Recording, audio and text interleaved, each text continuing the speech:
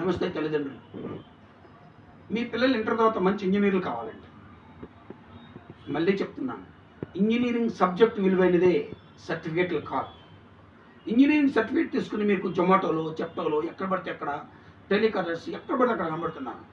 వీటన్నిటికీ reason standard లేని చదువులు, ఆలోచనాత్మకమైన విశ్లేషణాత్మకమైన మంచి కాలేజీలు, చదవని చదువులు.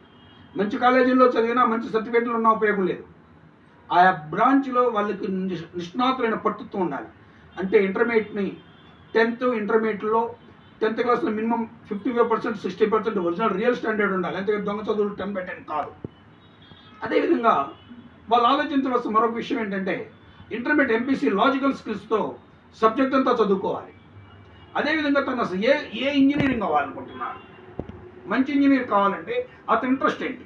ఒకవేళ అతను civil engineering interest, drawings interest, అనేక డ్యాములను చూస్తూ ఉంటాడు. అలాంటప్పుడు అతను దానికి సంబంధించినటువంటి కోర్సు మీద అవగాహన కలిగి ఉండాలి. ఒక మెకానికల్ ఇంజనీర్ అవ్వాలన్నా, ఒక ఎలక్ట్రానిక్స్ ఇంజనీర్ అవ్వాలన్నా మీరు ఐటీఐ స్థాయిలో కొంచెం అవగాహన ఉండాలి.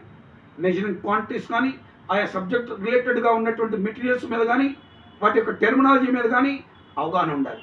మీరు కంప్యూటర్స్ చదవాలి అంటే కంప్యూటర్స్ మీద, కంప్యూటర్స్ యొక్క లాంగ్వేజెస్ మీద, వాటి యొక్క ఫీచర్స్ మీద అవగాహన ఉండాలి. అంతే హార్డ్వేర్ మీద కొంత ఉండాలి, సాఫ్ట్వేర్ మీద కొంత ఉండాలి.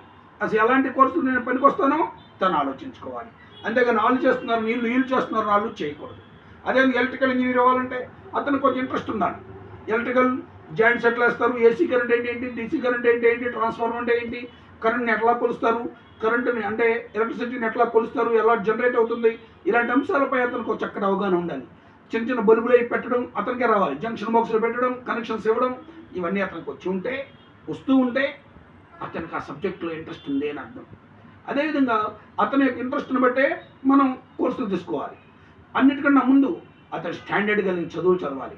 తనను తాను ఆలోచించుకునే చదువు ఉండాలి. అంటే సెల్ఫ్ అసెస్మెంట్ ఉండాలి, సెల్ఫ్ అనాలిసిస్ ఉండాలి, సెల్ఫ్ స్టడీయింగ్ ఉండాలి. అప్పుడే ఆ విద్యార్థి మంచి ఇంజనీర్ అవుతాడు. అన్నిటికన్నా మంచి కాలేజీలు ఎన్నుకోవాలి. మంచి కాలేజీలు అంటే బాగా డబ్బు తీసుకునే కాలేజీలు కాదు.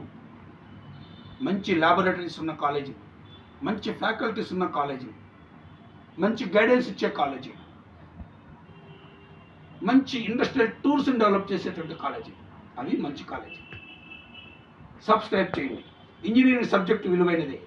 లైక్ కొట్టండి, 10 మందికి షేర్ చేయండి, కామెంట్ రాయండి ప్లీజ్.